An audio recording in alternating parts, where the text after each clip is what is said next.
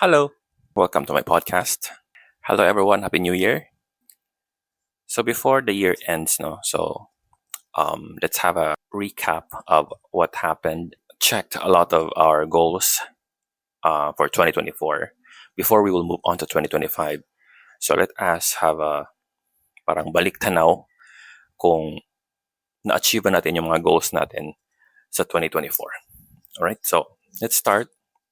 I have a codex here. So last 2024, I have 5 goals for this podcast. So the first one is to have more than 12 podcasts. I think for this I think I achieved this one, but hindi nga na siya ganun kadami talaga. It's just right enough to be more than just 12. I think nasa 13 and ito yung pang 14 or ito yung pang 13 na podcast because um this will be aired or available before New Year. It's still technically within 2024, and I think if ever this is the 13th, so at least it's still. But I think I have a feeling that this is the 14th. Anyway, so if ever this is the 13th episode, so it's still more than 12, right? So yeah, medyo busy kasi ako this year. I have many months na medyo may gaps na wala tayong podcast release. So yeah. And next is video podcast. So yes, we achieved this one. This video podcast was some yung lately na mga episodes. I think it's yeah. So may mga it's now a video podcast. So if you notice, so we achieved this part, and then YouTube RSS. So last year may pagbabago sa YouTube, and no, not YouTube, but it was a Google Podcast. I think they decommissioned that one, and then they will move na to YouTube or YouTube Music.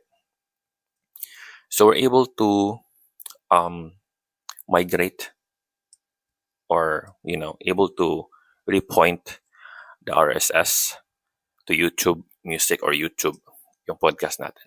So we are also available in YouTube. And then workflow for video podcast. So yes, I mentioned because yun nga, may mga video tayo, and then I think I mentioned sa podcast dun sa 2024 yung ating ganito, yung recap and goal setting video.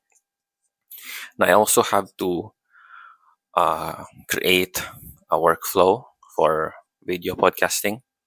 So somehow, yes, I'm able to create, because if you're noticing, I created a few videos sa podcast.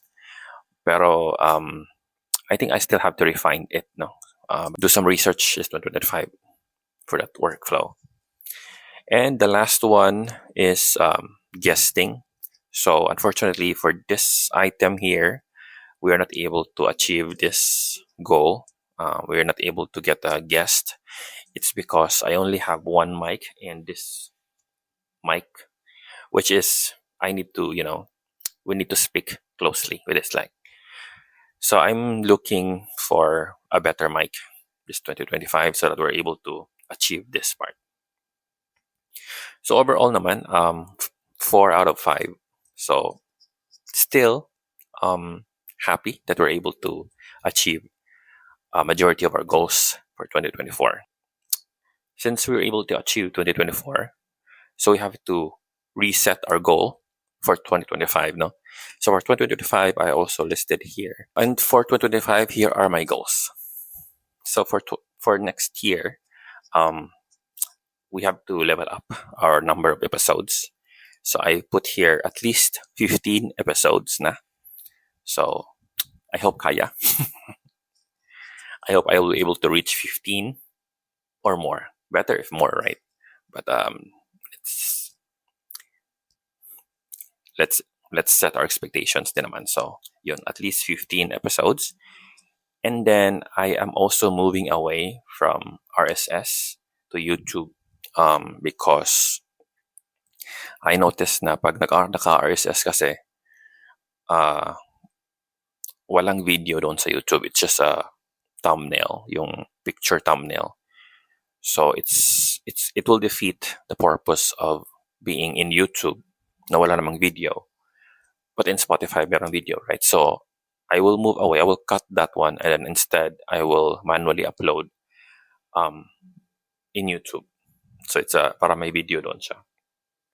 So yun. So I have to change that one, and then start shooting horizontally. So this is the first test that I'll be shooting in the horizontal view, or yung parang, your normal TV view. Naka-landscape na tayo. It's because, yun nga, there is a plan for YouTube upload. And though may mga shorts naman sa YouTube, and YouTube can still accommodate yung pala a portrait na orientation sa video, lalo na sa Spotify, because sa Spotify is naka-landscape yung orientation. So, hindi siya portrait.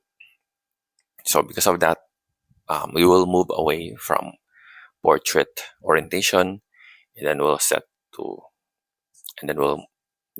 we will set our video podcast to a landscape. We need to set that according to the platform's set orientation. And for YouTube din naman, most of us we are used to, even if we watch it in a portrait, nakaganito, it's okay for us if naka-landscape yung video, na hindi talaga, the video will not really fill in the entire screen, right? It's parang 50% of the screen or something like that.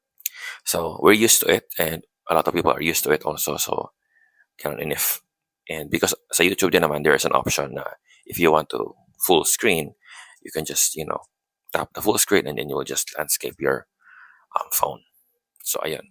And sa YouTube kasi is mayroon sila it caters not just phone, as so may mga TV, may mga ganon. So most often talaga is naka landscape. So we will set to landscape for now, unless there are some changes, no.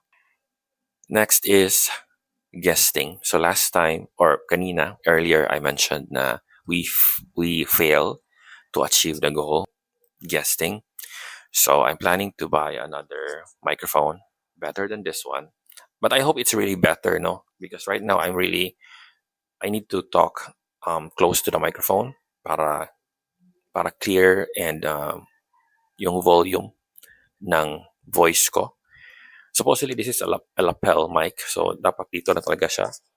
Pero I don't feel, or I don't think na the volume is enough. So yun, and of course, yun nga, I still need to buy another microphone na mayroong dalawang mic, so that we can have a guest sa podcast. So ayun, para yung guesting will be achieved next year. All right. Next is yung workflow refinement, yung na-mention ko dun earlier. I already have a workflow for video podcasting, but I need to research some tools and other techniques in the editing side, because production, wala tayong choice kasi it's manual talaga, right? And at least have a lesser error or mga ums and mga ganon, para sa editing side hindi tayo ganon kamahirapan. So ganon. So yun lang. And then yun nga, I have to find some tools and mga AI whatever that will help with the editing side. Ganun. Kasi yun yung mahirap, at saka yun yung parang matagal versus shooting actually. The shooting, we can just set for like 30 minutes to 1 hour. Yes, 30 minutes to 1 hour.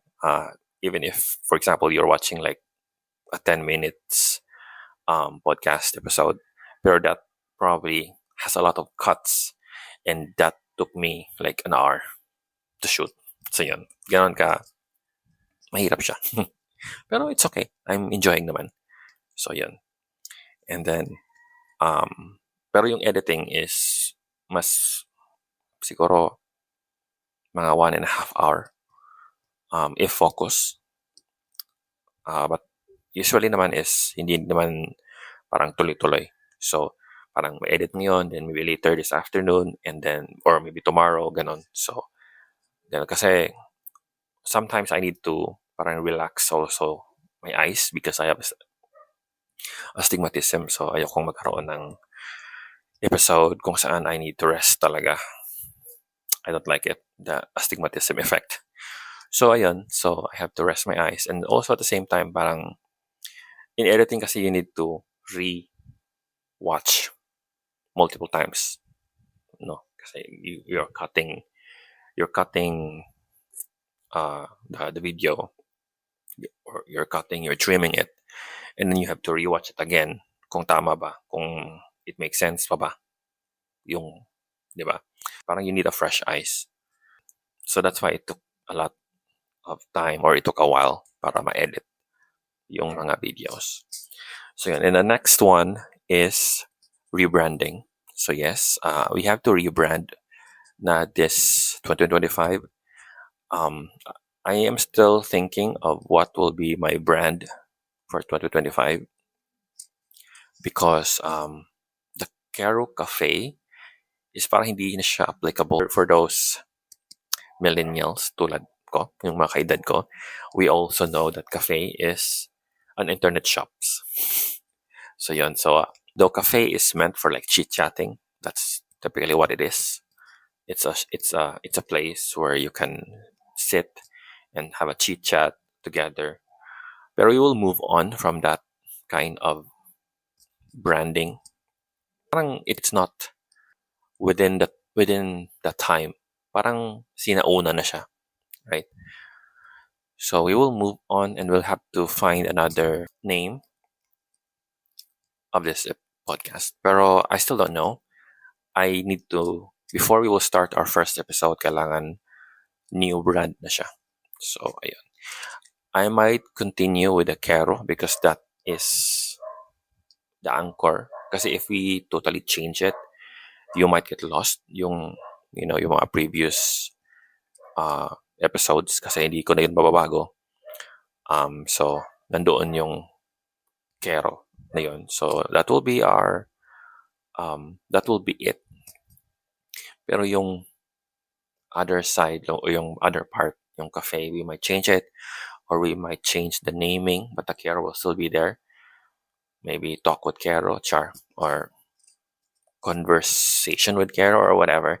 Dapat mabago na yung brand because that will be used for the rest of the episodes, right? So we cannot change it once it's recorded and once it's published. So dapat yun. So I think that's it. Thank you so much, everyone, for listening for my year-end review and goal setting. Wow, parang sa work lang. Yeah. So year-end review and goal setting podcast. So thank you so much for being with me for 2024, and I hope to see you next year. All right. Thank you. Bye.